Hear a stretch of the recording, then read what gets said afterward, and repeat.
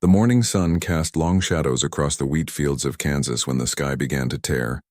Sarah Martinez had been checking her irrigation systems when the heavens split open like a wound, revealing the cold darkness of space beyond. Massive ships, each the size of a city, descended through the rifts with the grace of falling mountains. Within hours, every major city on Earth received the same message, broadcast simultaneously across all frequencies and languages. The voice was melodic yet cold, speaking with the authority of absolute certainty. Primitive inhabitants of the third planet, you have been selected for integration into the Zephyrian collective. Your resistance is not required, nor is it possible. Surrender your weapons, your governments, and your will. Those who comply will be granted the privilege of servitude. Those who resist will be eliminated. The aliens had studied humanity for decades from the shadows, cataloging their weaknesses, their divisions, their petty squabbles over resources and borders. They had observed wars fought over oil, land, and ideology. They had watched humans destroy their own environment and each other with calculated efficiency. To the Zephyrians, humanity appeared to be nothing more than a fractured species on the verge of self-destruction. What they failed to understand was that humans had something the Zephyrians had bred out of themselves over millennia of collective consciousness. The stubborn, irrational, beautiful refusal to accept defeat. General Marcus Chen stood in the Pentagon's war room, surrounded by screens showing alien ships hovering over every major population center. The initial bombardment had been surgical, precise. Military installations, government buildings, and communication hubs had been neutralized within the first 30 minutes. The aliens weren't trying to destroy humanity. They were trying to decapitate it. "Sir, we're getting reports from around the globe," his aide reported, voice shaking. "London, Tokyo, Moscow, Beijing, they've all gone dark. The alien ships aren't landing yet, but they're jamming everything. No satellite communications, no internet, no GPS." Chen nodded grimly. The Zephyrians had done their homework. By cutting off global communications, they had reduced humanity to isolated pockets, unable to coordinate or mount a unified response. It was a textbook strategy for conquering a technologically dependent civilization. But the aliens had made one crucial miscalculation. In a small town in Montana, retired Marine Sergeant Jake Thompson was teaching his grandson how to field strip an M16 when the power went out. The boy looked up at him with wide eyes as the alien broadcast echoed from the battery-powered radio. "Grandpa, what do we do?" Jake's weathered hands continued working the rifle with muscle memory born from decades of training.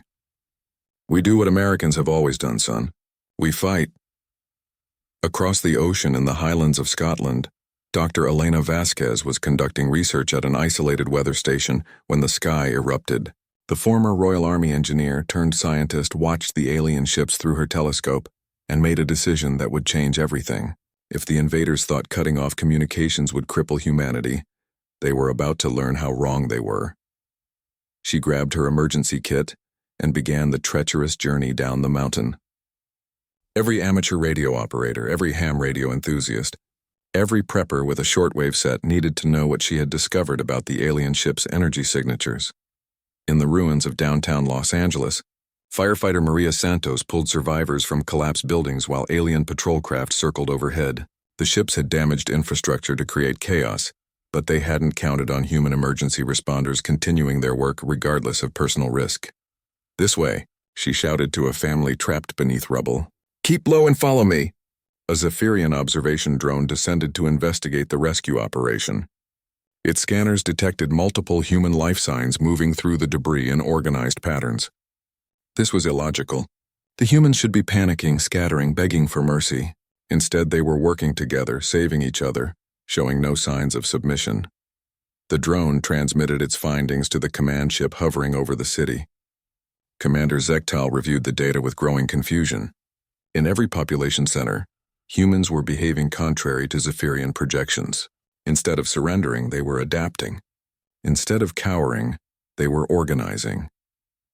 In rural Afghanistan, former Taliban fighter Rashid Khan found himself fighting alongside American soldiers who had been training Afghan forces when the invasion began. The bitter irony wasn't lost on either side, but faced with an enemy that threatened all of humanity, old conflicts seemed petty. "The enemy of my enemy is my friend," Captain Rodriguez said in broken Pashto as they shared ammunition. Rashid nodded. understanding the sentiment if not all the words. These aliens had made a fatal error. They had given humanity a common enemy. The first week of the invasion revealed the aliens' strategy. They weren't trying to exterminate humanity quickly. The Zephyrians fed on despair, on the gradual breaking of will that came from prolonged hopelessness. They wanted humanity to surrender not just physically, but spiritually. They had studied human history and seen how quickly civilizations could collapse when their leadership was removed and their populations isolated. They had analyzed human psychology and determined that fear and helplessness would do most of their work for them. But they had studied the wrong lessons. In a bunker beneath the Swiss Alps, a group of international scientists worked frantically to understand the alien technology. They had been cut off from their governments, their families, their entire world above ground. By all logic, they should have been paralyzed by despair. Instead, Dr. Yuki Tanaka was having the time of her life. "Look at this energy signature," she exclaimed to her colleagues. "It's unlike anything we've ever seen, but it follows principles we can understand. If we can figure out how they're generating this field..." Her enthusiasm was infectious. Even in the face of seemingly impossible odds, humans found ways to hope, to plan, to fight back. The Zephyrians had conquered 17 civilizations before Earth. Each had followed the same pattern. Initial resistance, gradual demoralization, eventual submission. They had expected humanity to conform to this template within a matter of weeks. Instead, as reports flooded in from around the globe, Commander Zektal began to realize they had encountered something unprecedented. These humans weren't just refusing to surrender. They were getting stronger, more organized, more determined with each passing day. The invasion of Earth was not proceeding according to plan, and for the first time in Zephyrian history, their enemy was teaching them the meaning of an old human phrase: "The harder you hit us, the harder we hit back." 3 weeks after the initial invasion, the Zephyrian High Council convened in the massive command ship hovering over what had once been New York City. The holographic chamber displayed tactical reports from around the globe, each one more troubling than the last. "Explain to me," High Commander Vex Prime's voice resonated through the collective consciousness, "how a primitive species with nuclear weapons barely capable of reaching their own moon is proving more resistant than the Andromedans, with their quantum fleet." "Commander," Zektal's form shimmered with embarrassment, a color shift visible to all present. "The humans are not behaving according to established conquest parameters. They should have fragmented into tribal groups by now, fighting each other for resources while begging us for protection. Instead, the opposite was happening. Across Earth, ancient enemies were setting aside conflicts that had raged for centuries. In the Middle East, Israeli and Palestinian fighters were sharing intelligence about alien patrol routes. In Kashmir, Indian and Pakistani border guards were coordinating attacks on Zephyrian supply lines.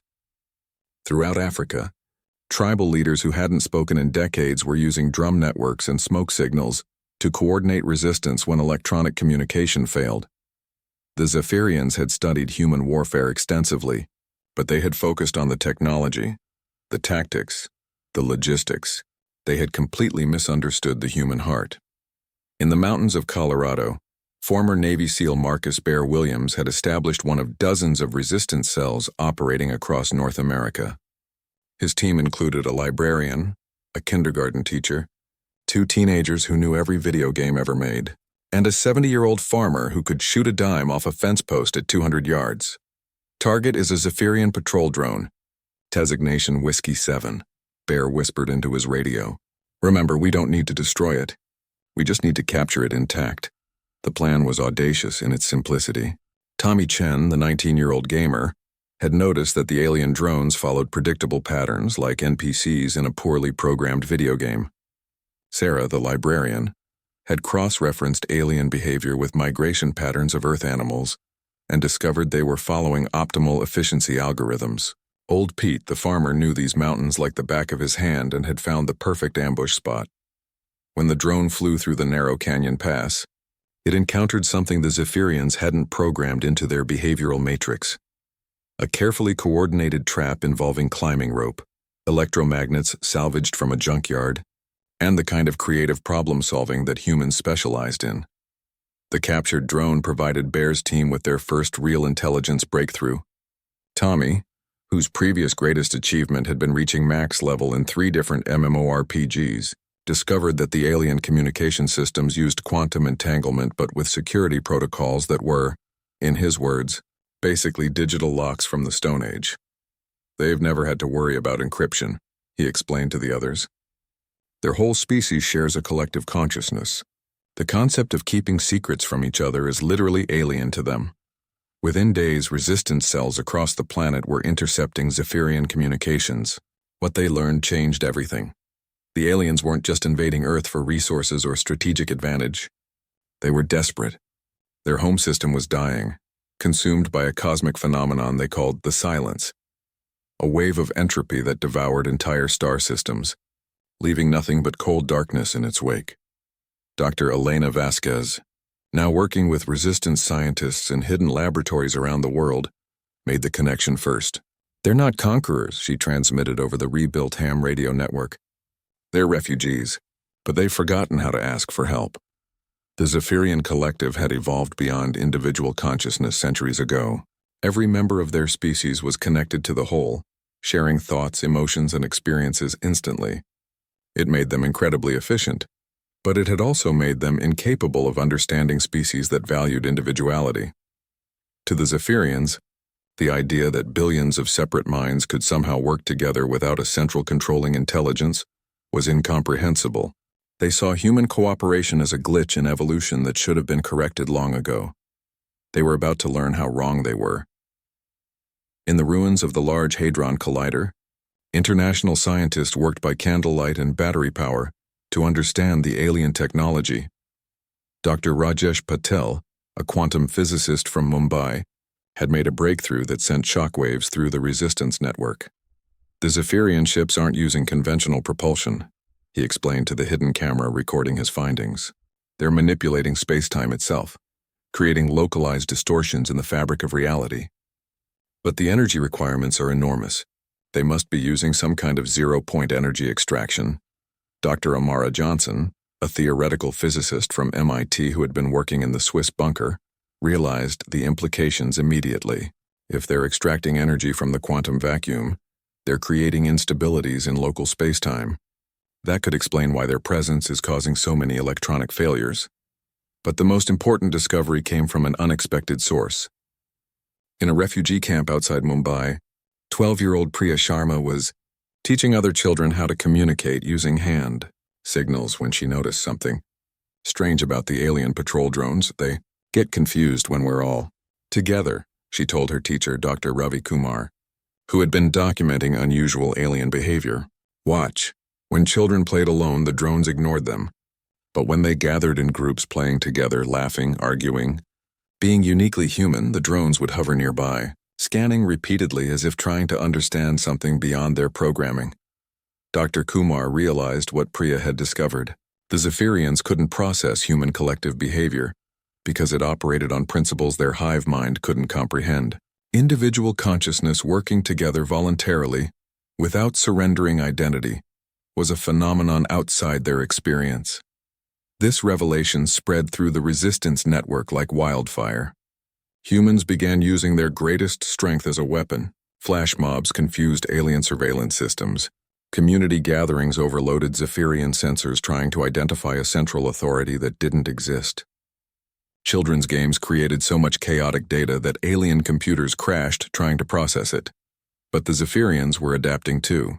High Commander Vex Prime authorized the deployment of pacification beams, weapons designed to suppress the electrical activity in human brains that generated individual consciousness. They had used these weapons successfully on other species, reducing entire populations to docile, manageable drones. The first test of the pacification beam was conducted over downtown Chicago. The massive device descended from the primary command ship, its crystalline arrays glowing with malevolent energy. Every human within a 10-mile radius should have been reduced to a mindless automaton within minutes. Instead, something unprecedented happened. As the beam activated, the humans in its area of effect did something the Zephyrians had never seen before. Instead of losing their individual consciousness, they began linking together, creating an improvised network of minds that shared the load of the alien attack. Street musicians played in harmony with office workers humming. Protesters and police officers found themselves marching in step. Children in playgrounds began moving in synchronized patterns they had never learned. For the first time in their species' history, the Zephyrians encountered a collective consciousness that wasn't imposed from above, but emerged from below. It was voluntary, chaotic, beautiful, and completely impossible according to everything they thought they knew about intelligence. The pacification beam overloaded and exploded, raining crystalline debris over the city. In the command ship above, High Commander Vex Prime experienced something Zephyrians had bred out of themselves long ago: individual fear. These humans weren't just refusing to die. They were refusing to be anything other than human, and that refusal was becoming contagious, spreading through the resistance network like a virus of hope. The war for Earth had officially begun, and the Zephyrians were starting to realize they might have picked a fight with the wrong species. 6 months after the invasion began, Earth had become something neither human nor Zephyrian had expected: a planet-wide laboratory of innovation, driven by desperation and human ingenuity. In the bombed-out ruins of Seoul, Dr. Kim Min-jun worked by the light of salvaged LED strips, his fingers dancing across a keyboard cobbled together from smartphone parts and military hardware. Around him, a team of engineers, hackers and rebels had turned an abandoned subway station into a technological forge that would have impressed any pre-invasion research facility. "The quantum entanglement communicators are working," he announced to the assembled group. "We can now maintain real-time contact with resistance cells on every continent, and the Zephyrians can't intercept our transmissions." The breakthrough had come from an unlikely source: a street artist named Park Soo-jin, who had noticed that Zephyrian scanning beams bent in predictable ways around certain geometric patterns. When combined with Dr. Kim's understanding of quantum mechanics and supplies scavenged from destroyed electronics stores, they had created a communication network that operated on principles the aliens couldn't detect. Across the Pacific, similar scenes were playing out in every major city. The Zephyrians had expected their systematic destruction of infrastructure to cripple human civilization. Instead, it had forced humanity to evolve. In the Amazon rainforest, indigenous tribes were teaching former oil executives how to move through the jungle invisibly, while extracting rare earth elements needed for the resistance. Urban teenagers were learning agriculture from rural farmers, while those same farmers learned cybersecurity from city hackers. The boundaries between civilian and military, between nations and cultures, were dissolving in the face of a common threat. Commander Zektal stood before the tactical display in his command ship, watching red dots proliferate across the global map. Each dot represented a confirmed human resistance cell, and there were now over 10,000 of them. More troubling, new dots appeared faster than his forces could eliminate existing ones. "How many humans are we facing?" he asked his tactical coordinator. "That is difficult to calculate, Commander. Our estimates suggest between 4 and 7 billion active combatants." Zektal's form rippled with disbelief. "That's impossible. A species cannot maintain a military force comprising most of its total population." But that was exactly what humanity was doing. The Zephyrians had studied Earth's military forces before the invasion, cataloging approximately 50 million trained soldiers across all nations. They had planned for dealing with organized armies, not for a species where every individual could become a combatant. Grandmothers in Detroit were manufacturing explosives from household chemicals, while teaching neighborhood children how to recognize alien patrol patterns. Accountants in London were running guerrilla logistics operations that would have impressed Napoleon. Surf instructors in Australia were leading amphibious assault teams against coastal alien installations. The Zephyrians had never encountered anything like it, because no other species had ever had reason to develop it. Most civilizations either surrendered immediately when faced with overwhelming force, or fought with their militaries until those forces were defeated. Humans had essentially turned their entire population into an irregular army. But the most significant development was happening in laboratories hidden around the globe, where human scientists were making discoveries that would have taken decades under normal circumstances. In a converted wine cellar beneath the hills of Tuscany, Dr. Francesca Romano was solving equations that redefined humanity's understanding of physics. The pressure of survival had stripped away academic politics, funding concerns, and the slow pace of peer review. When your species faced extinction, You didn't worry about publishing papers or protecting intellectual property. The Zephyrian ships create localized distortions in space-time, she explained to the international team of physicists working with her via quantum entanglement communicator. But these distortions leave signatures in the quantum foam. If we can detect those signatures, we can predict where they're going to appear, finished Dr. Sarah Chen, broadcasting from a hidden facility in the Canadian Rockies. More than that, we might be able to interfere with their navigation. The breakthrough came when Dr. Yuki Tanaka, working from the Swiss bunker, realized that the aliens' space-time manipulation technology was based on principles similar to theoretical work she had been doing on quantum gravity before the invasion. They're not just bending space, though she transmitted excitedly. They're creating controlled tears in the fabric of reality itself. But every tear has to heal, and that healing process releases massive amounts of energy if we can force those tears to form in the wrong places.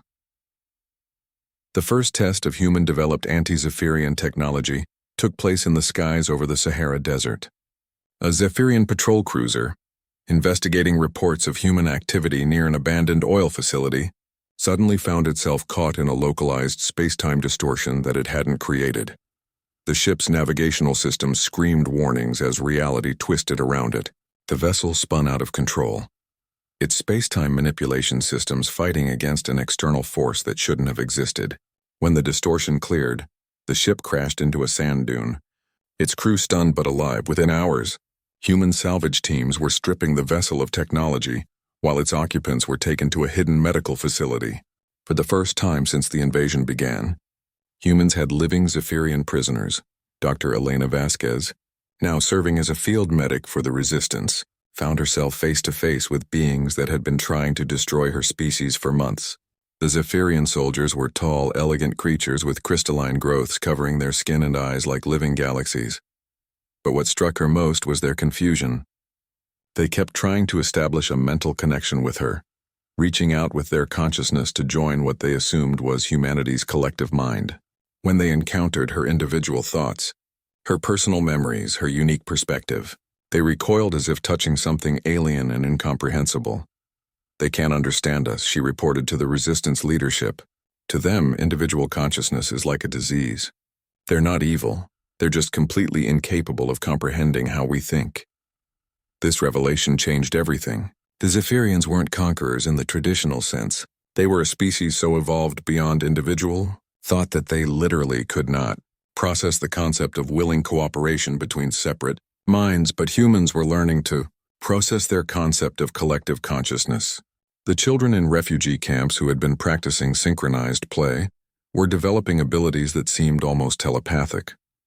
Groups of humans working closely together for extended periods were beginning to share thoughts and emotions without any technological assistance. In the ruins of MIT, Dr. Amara Johnson was studying this phenomenon with growing excitement. "We're not losing our individuality," she transmitted to her colleagues. "We're adding a new layer to it. Humans are developing the ability to be both individual and collective simultaneously."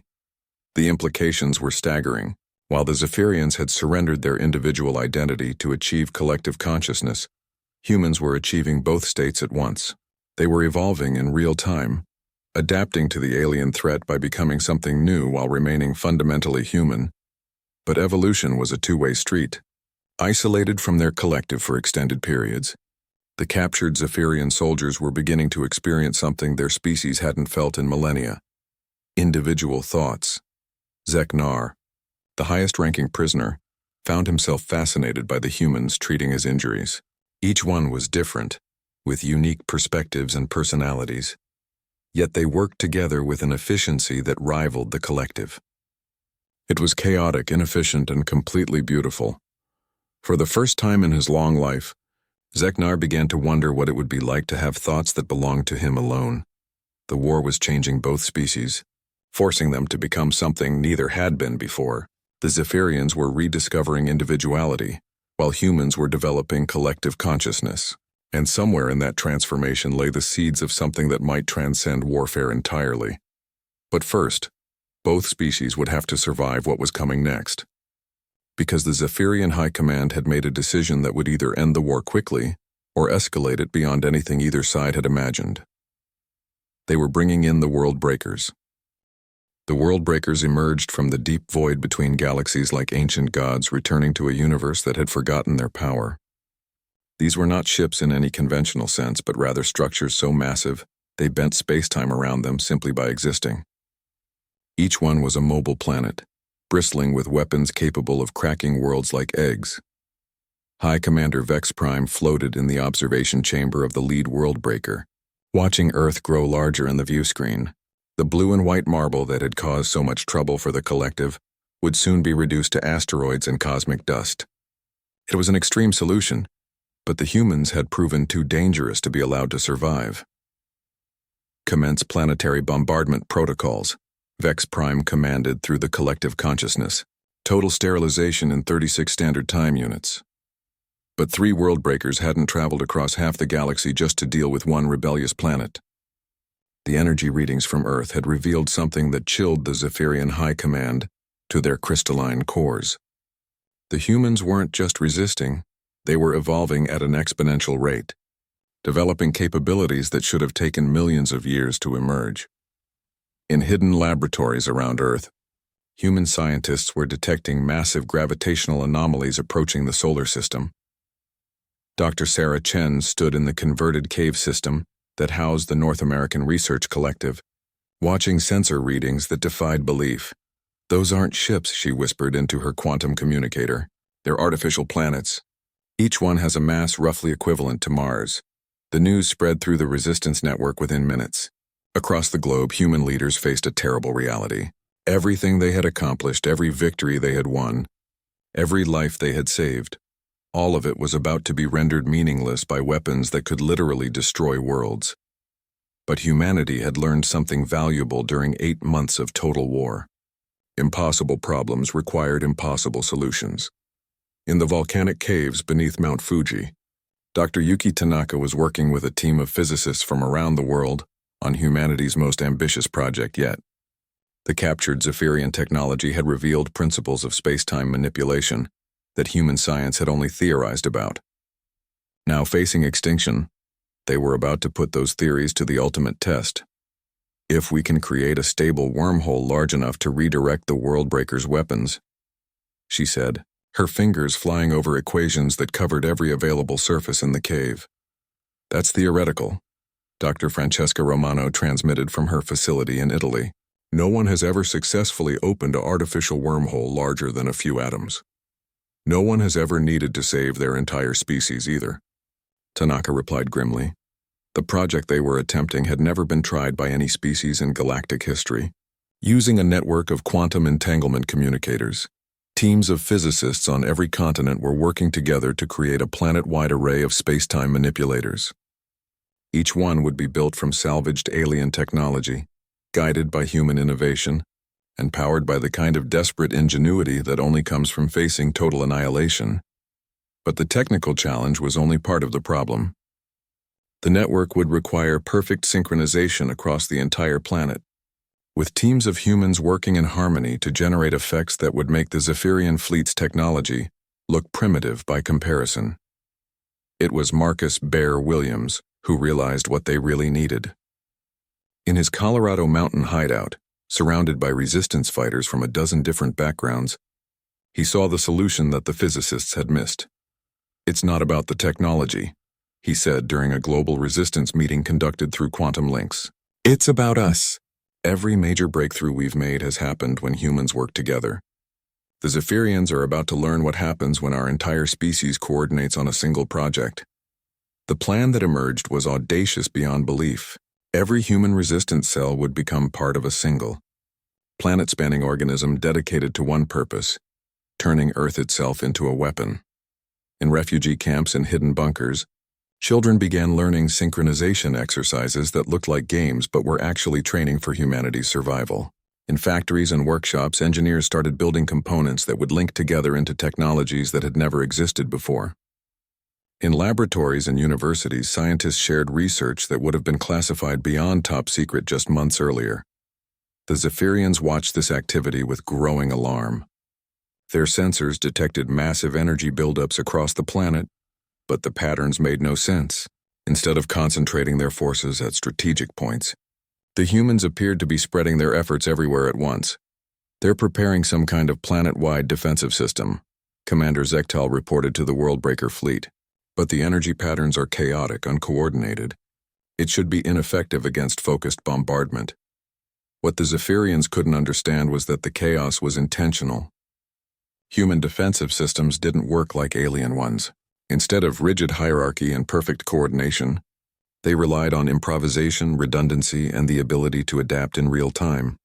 Tommy Chen, the gamer who had first cracked Zephyrian communication codes, found himself coordinating global logistics from a hidden bunker beneath Las Vegas. His screen showed thousands of resistance cells, each one working on a different piece of the planet-wide array. It's like the ultimate multiplayer game, he explained to Dr. Elena Vasquez, who was now serving as a liaison between the technical teams and the military resistance. Except instead of trying to win points, we're trying to save the world. But the most crucial component of the plan wasn't technological at all. It was the captured Zephyrian soldiers who had been living among humans for months. Learning what individuality meant, Zeknar stood in the medical facility where he had been treated, watching human doctors work to save the life of a Zephyrian soldier who had been injured in a failed escape attempt. The humans showed the same care for their enemy's life as they did for their own people. It was a concept that would have been incomprehensible to the collective, but Zeknar was no longer truly part of the collective. "Why do you help us?" he asked Dr. Vasquez in his stilted English. "Because that's what we do," she replied simply. "We save lives. All lives." It was that conversation that gave Zeknar the courage to make a decision that would change the course of the war. Using knowledge that he had gained during his imprisonment, he began broadcasting warnings to the approaching Worldbreaker fleet. "The humans are not what we believed," he transmitted through secure Zephyrian channels. "They are capable of technologies we do not understand. The bombardment must be delayed until..." His transmission was cut off by jamming from the Worldbreakers, but the damage was done. For the first time in Zephyrian history, a member of their species had acted as an individual, making a decision based on personal conscience rather than collective directive. The ripple effects of that single act of defiance spread through the Zephyrian fleet like a virus. Other soldiers who had been exposed to human individuality began questioning orders. Some started experiencing the alien sensation of personal doubt. "High Commander," Vex Prime felt the disturbance in the collective and made a decision that would haunt the Zephyrian species for generations to come. To prevent the spread of individual consciousness, he ordered the complete severing of communication, links with any Zephyrian who had been contaminated by human contact. Thousands of Zephyrian soldiers suddenly found themselves cut off from the collective for the first time in their lives. The psychological shock was devastating, but it also freed them to make choices that the hive mind would never have allowed. On Earth, human resistance fighters watched in amazement as Zephyrian forces began acting erratically. Some aliens abandoned their posts and disappeared into the wilderness. Others approached human settlements under flags of truce, seeking contact with the species that had shown them the possibility of individual thought. But the Worldbreakers continued their approach, their commanders isolated from the growing chaos in their own ranks. In 72 hours, they would be in position to begin the systematic destruction of Earth. Dr. Yuki Tanaka stood in her cave laboratory, surrounded by equations that described the impossible. Around the world, millions of humans were preparing to attempt something that had never been done before, turning an entire planet into a single, coordinated weapon system operated by individual minds, working in voluntary harmony. The human species was about to bet everything on a principle that the Zephyrians considered a fatal flaw, that free will and cooperation could achieve things that even the most perfect hive mind could not imagine. In 72 hours, the universe would find out who was right. 68 hours before the Worldbreakers would achieve firing position, something unprecedented began happening across Earth. In every time zone, as the planet rotated, humans started moving in patterns that defied conventional military logic. Children in Tokyo playgrounds began tracing geometric shapes in the dirt while their parents installed crystalline structures on nearby buildings. In London, commuters emerging from abandoned underground stations carried components that gleamed with alien technology. Across the American Midwest, farmers planted strange devices in their fields while astronomers on mountaintops aligned massive reflector arrays toward specific points in space. Dr. Yuki Tanaka watched the global coordination from her cave laboratory, where holographic displays showed the real-time status of 10,000 resistance cells. Each dot on her map represented a group of humans who had never met her, didn't know her name, and were following plans they had helped create. Through a quantum communication network that shouldn't have been possible to build with salvaged alien technology. Phase 1 activation in 12 hours, she announced to the global network. All teams report readiness status. The responses came flooding back in dozens of languages, but the message was universal. Humanity was ready. But ready for what exactly?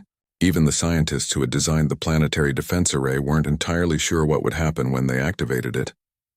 They were operating on theories that pushed the boundaries of known physics, using alien technology that they only partially understood, attempting to coordinate the actions of an entire species with split-second precision. It was, by any rational analysis, completely insane. High Commander Vex Prime stood in the observation deck of the lead worldbreaker, watching Earth through sensors that could detect energy fluctuations across the entire electromagnetic spectrum. What he saw should have been impossible. Report, he commanded his tactical coordinator. The energy patterns are unprecedented, Commander. The humans appear to have connected every major population center into a single network, but the power requirements for what they're attempting would exceed the total energy output of their sun. Vex Prime's crystalline features shifted to display confusion, an emotion that the collective rarely experienced. Explain. We cannot, Commander. The humans are somehow generating energy using principles we do not recognize. Our best analysis suggests they are tapping directly into the quantum vacuum itself. The implications were staggering. Vacuum energy extraction was theoretical even for the Zephyrians, who had mastered space-time manipulation millennia ago. If the humans had somehow learned to harness the infinite energy that existed in the space between atoms, they possessed technology that surpassed anything in the known galaxy. But Vex Prime had underestimated humanity once before. He would not make that mistake again. Accelerate bombardment schedule, he ordered. Begin planetary sterilization in 18 hours. Across Earth, resistance leaders received word of the accelerated timeline through quantum communicators that crackled with urgency. The world breakers had moved faster than expected, but humanity had been preparing for this moment since the first alien ship had appeared in Earth's sky. In the mountains of Colorado, Marcus Bear Williams gathered his team around a tactical display that showed the position of every known human defensive installation. His ragtag group of fighters had evolved into something resembling a military unit, but they still maintained the improvisational spirit that had kept them alive for months. Time to show these aliens what happens when you threaten a species that refuses to give up, he said, checking his rifle one final time. Remember, we're not trying to win a conventional battle. We're buying time for the planetary array to charge up. Similar scenes were playing out in resistance cells around the globe. In the Amazon, indigenous warriors prepared to fade into jungle shadows while high-tech equipment hummed with alien energy. In the Sahara, Bedouin tribes coordinated with international scientists to protect installations that combined ancient knowledge with technology, beyond current human understanding. But the most critical, preparations were taking place in the minds of individual humans, who had been training for months to think collectively while maintaining their personal identity. Dr. Elena Vasquez stood in the converted hospital that served as a coordination center for medical teams across 3 continents. Around her, doctors and nurses from every culture on Earth worked together to ensure that when the moment came, every human involved in the planetary defense would be in peak physical and mental condition. The neural synchronization drugs are ready, she reported to the Global Command Network. All volunteers have been briefed on the risks. The risks were considerable. The drugs that would allow humans to link their consciousness temporarily had been reverse engineered from Zephyrian technology. But human biology was different. There was no guarantee that the neural connections would dissolve safely after the crisis passed. Some volunteers might remain permanently linked to the collective consciousness, losing their individual identity forever. But when Dr. Vasquez had asked for volunteers, the response had been immediate and overwhelming. Millions of humans had stepped forward, willing to risk their personal consciousness to save their species. In Seoul, Dr. Kim Min-jun was making final adjustments to the quantum entanglement network that would coordinate the planetary defense. His team had worked for months to create a communication system that could handle the data processing requirements of 8 billion individual minds working in coordination. "The network is stable," he reported, "but I have to warn everyone. Once we activate the collective consciousness protocols, there's no guarantee we can deactivate them safely. We might be creating a permanent change in human evolution." The warning spread through the resistance network, but the response was unanimous. Faced with extinction, humanity was willing to evolve rather than surrender. Tommy Chen, still coordinating global logistics from his bunker beneath Las Vegas, watched status reports flood in from around the world. Every major population center was ready. Every defensive installation was online. Every volunteer had taken the neural synchronization drugs and was standing by for the signal that would link their consciousness to the planetary defense network. "All stations report ready," he announced to the Global Command Network. "Planetary Defense Array is fully operational and awaiting activation command." The moment had come. Across Earth, 8 billion humans prepared to attempt something that had never been tried in the history of the galaxy: the voluntary merger of individual consciousness into a collective mind powerful enough to defend an entire world. Dr. Yuki Tanaka stood before the activation console in her mountain laboratory, her hand hovering over the control that would change humanity forever. Around the world, similar scenes were playing out as resistance leaders prepared to activate the most ambitious project in human history. "This is Dr. Tanaka to all stations," she announced. "Planetary Defense Array activation in 60 seconds. All personnel prepare for collective consciousness integration." In those final moments before activation, humans around the world experienced a strange sense of anticipation. Children stopped playing and looked toward the sky. Adults paused in their work and felt the presence of their fellow humans in ways they had never experienced before. The elderly closed their eyes and felt the energy of 8 billion minds preparing to unite in common purpose. The captured Zephyrian soldiers watched in fascination as the humans around them began to move with a coordination that rivaled the collective while maintaining their individual personalities. It was beautiful, chaotic, and completely impossible according to everything the Zephyrians thought they knew about consciousness. Zek-Nar, isolated from his own collective, but surrounded by humans who had shown him the meaning of individual choice, made a decision that would echo through history. Using his knowledge of Zephyrian technology, he began broadcasting a message toward the approaching world breakers. "Attention, Zephyrian fleet," he transmitted. "You are about to witness the birth of something new in the universe. The humans have achieved what we thought impossible: collective consciousness without the loss of individual identity. They are no longer the species we came to conquer. They are something we have never encountered before." His transmission was intercepted by human monitors and broadcast across the planetary defense network. For the first time, humans heard their enemy acknowledge that they had become something unprecedented in galactic history. 10 seconds to activation, Dr. Tanaka announced. Around the world, 8 billion humans took a collective breath. 5, 4, 3, 2, 1. Activate Planetary Defense Array. The universe held its breath as Earth itself became a weapon unlike anything that had ever existed, powered by the collective will of a species that had refused to surrender their humanity even while transcending the limitations of individual consciousness. The world breakers were about to discover what happened when an entire planet fought back. The moment the Planetary Defense Array activated, reality itself seemed to hold its breath. Across Earth, 8 billion human minds connected through quantum entanglement networks that converted thought into energy and energy into action on a scale that defied comprehension. Dr. Yuki Tanaka felt her consciousness expand beyond the boundaries of her physical body as she became part of something vast and magnificent. She was still herself, still the quantum physicist who had spent her life studying the fundamental forces of the universe. But now she was also part of a collective intelligence that spanned continents and included every human perspective, from children's wonder to elderly wisdom. Through the shared consciousness, she experienced what humanity had become. Not a hive mind like the Zephyrians, but something entirely new. Individual thoughts remained distinct while contributing to a greater whole, like instruments in a symphony, where each note remained itself while creating harmonies impossible for any single voice. The first manifestation of the planetary defense system was visible from space. The Worldbreaker's sensors detected massive energy surges erupting from every major landmass on Earth.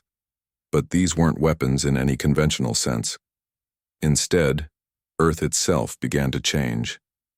The planet's magnetic field, normally invisible and relatively weak, suddenly intensified by orders of magnitude. Aurora displays erupted across every point on the globe, painting the atmosphere in colors that had never existed before. The very air began to shimmer with energy that human consciousness was drawing from the quantum vacuum. High Commander Vex Prime watched from the observation deck of the lead Worldbreaker as Earth transformed before his eyes. "What are they doing?" he demanded of his tactical coordinators. "Unknown, Commander.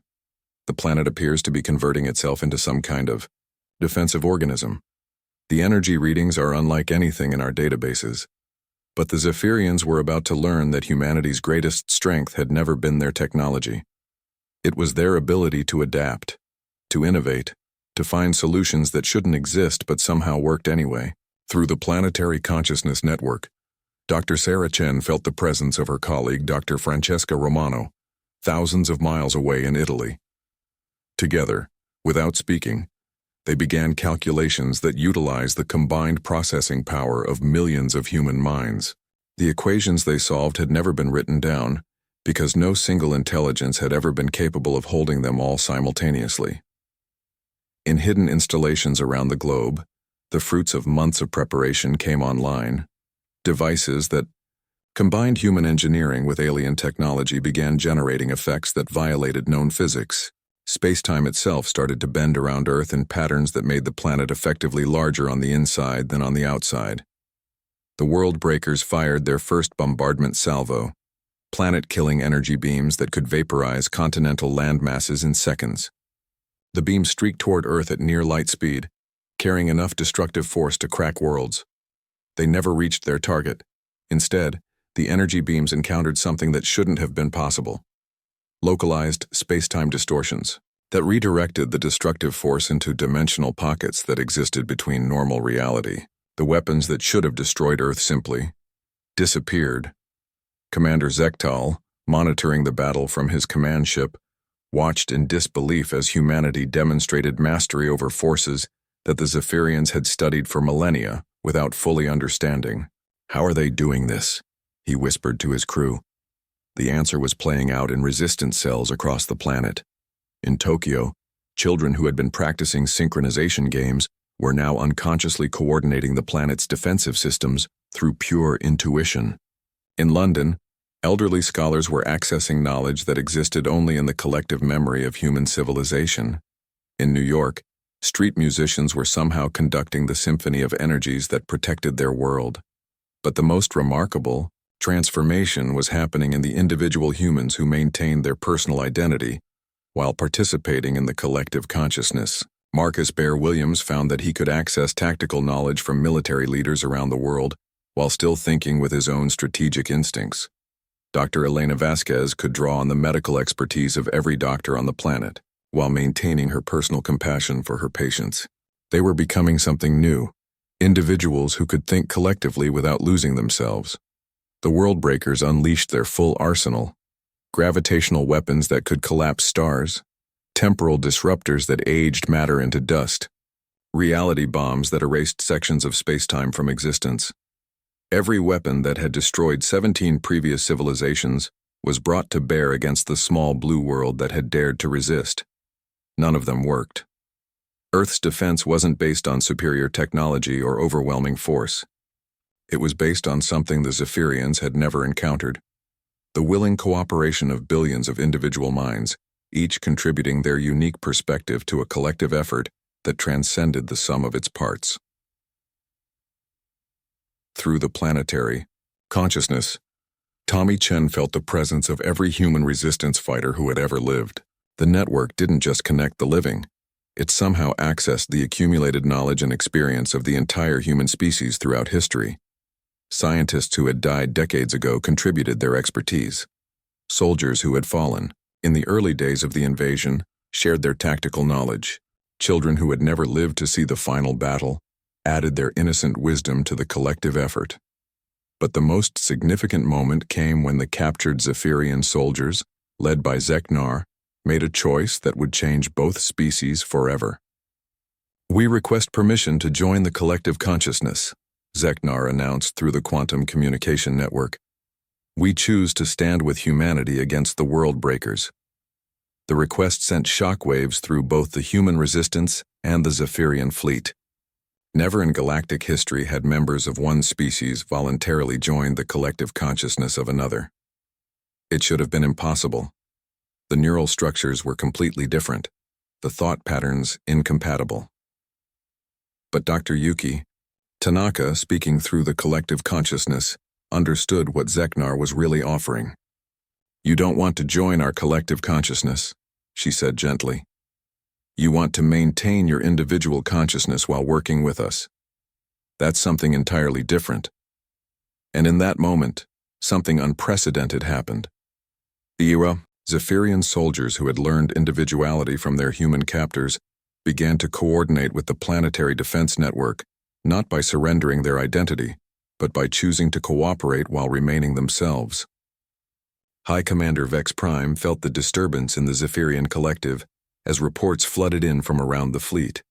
Soldiers were abandoning their posts. Entire ship crews were refusing orders. Some were actively sabotaging weapon systems to prevent the destruction of Earth. For the first time in their species' history, the Zephyrians were experiencing civil war. "All ships continue bombardment," Vex Prime commanded through the collective. "Ignore all individual thoughts. Unity through conformity." But it was too late.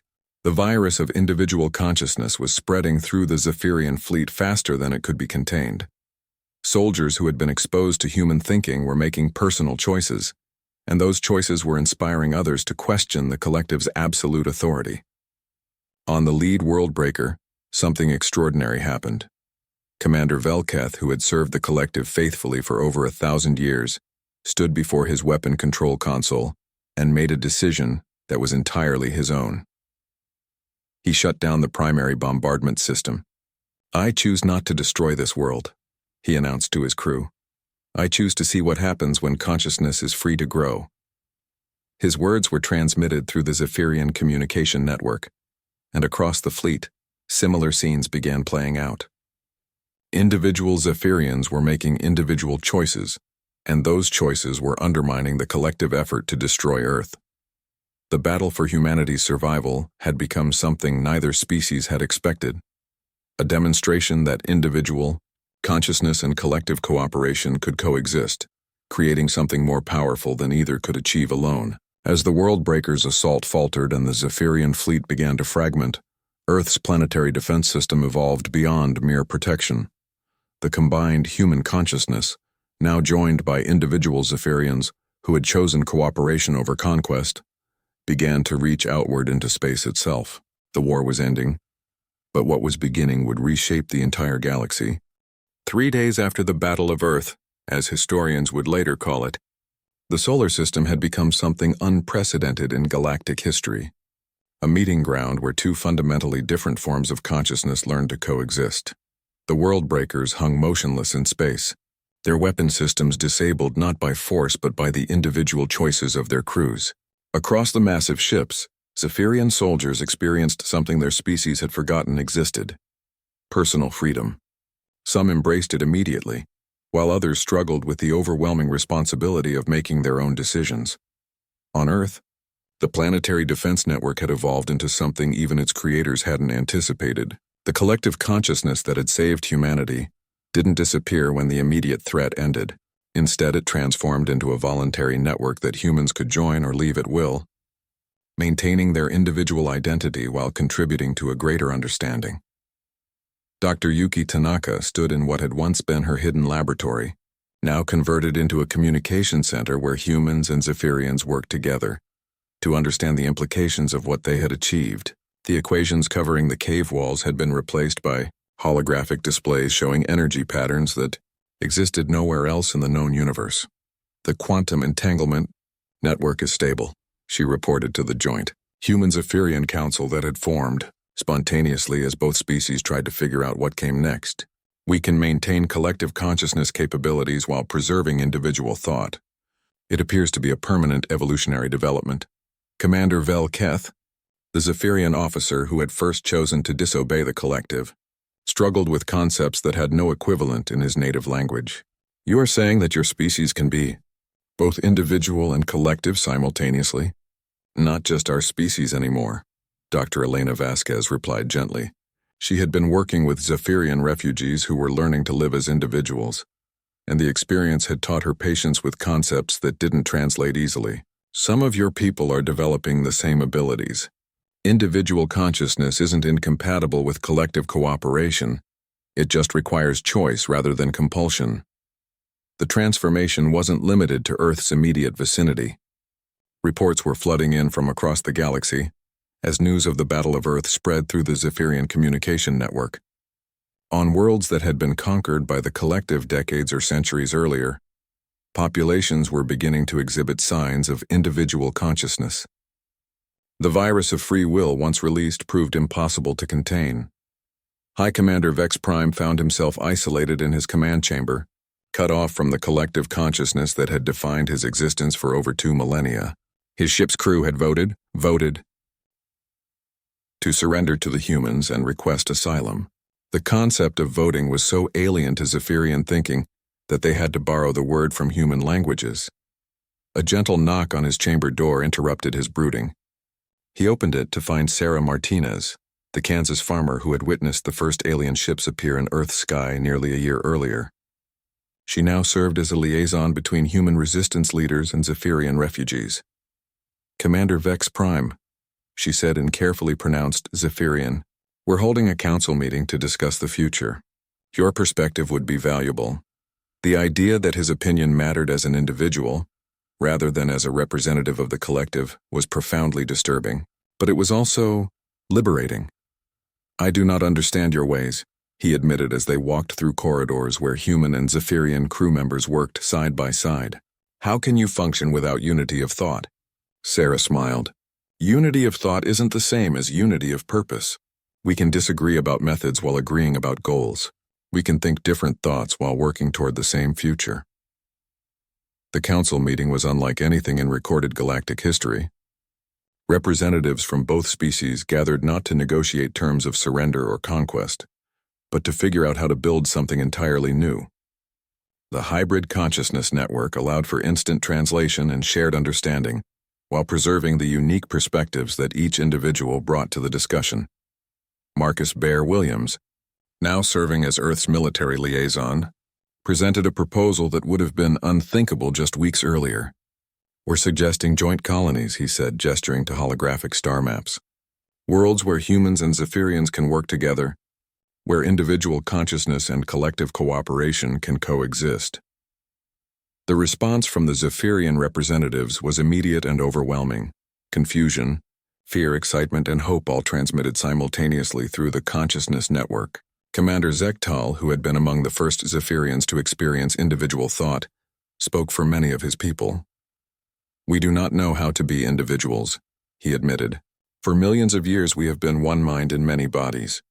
To become separate beings, it is terrifying and wonderful and impossible. You don't have to choose, Dr. Yuki Tanaka explained through the network. That's what we've learned. You can be both individual and connected. You can think your own thoughts while sharing experiences with others. The key is choice, the ability to connect or disconnect voluntarily. But the most significant development was happening in the space between Earth and the disabled world breakers. The hybrid consciousness network had begun generating effects that transcended anything either species had achieved alone. The combination of human creativity and Zephyrian technical knowledge was producing technologies that bordered on magic. Tommy Chen, still coordinating global communications from his underground bunker, watched in amazement as humans and Zephyrians working together solved problems that had stymied both species for generations. They're not just sharing knowledge, he reported to the council. They're creating new knowledge. The hybrid consciousness is more than the sum of its parts. The proof came when joint human-Zephyrian research teams announced a breakthrough that would change the galaxy forever. Using principles discovered during the Battle of Earth, they had found a way to halt the silence, the entropic wave that had been consuming star systems and driving the Zephyrians to seek new worlds. Dr. Francesca Romano, working with Zephyrian physicist Kel Noth, transmitted their findings to the council with barely contained excitement. The silence isn't a natural phenomenon, she announced. It's the result of consciousness collapse. What happens when collective minds become so unified that they stop generating new thoughts? We can reverse it. The implications were staggering. The Zephyrian refugee crisis that had sparked the invasion of Earth could be solved not by conquering new worlds, but by healing the old ones. The dying Zephyrian home system could be restored using principles that emerged from the marriage of individual consciousness and collective cooperation. But perhaps the most important change was happening at the personal level. Across both species, individuals were discovering what it meant to choose their own path while remaining connected to something larger than themselves. Zeknar stood in a garden that human refugees had planted in the cargo bay of his former warship, watching children from both species play together. The young ones adapted to hybrid consciousness more easily than adults, seamlessly shifting between individual and collective thought as naturally as they switched between languages. What happens now? He asked Dr. Elena Vasquez, who was documenting the psychological adaptation of Zephyrians to individual consciousness. Now we build something new, she replied, watching a human child teach a young Zephyrian how to play a game that required both individual creativity and group cooperation. We become something that neither of our species could have imagined. Alone, the invasion that was supposed to end with humanity's destruction had instead given birth to a new form of consciousness that spread throughout the galaxy like ripples in a cosmic pond. Worlds that had been conquered by the collective began to experience individual thought for the first time in millennia. Species that had given up their personal identity to survive began to reclaim their individual voices while maintaining the benefits of collective cooperation. Earth became the epicenter of a consciousness revolution that transformed not just humanity and the Zephyrians, but every species they encountered.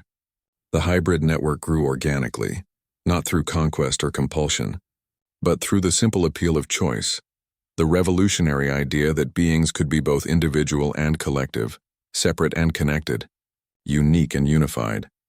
The aliens had invaded Earth expecting to find a primitive species ready for absorption into their collective.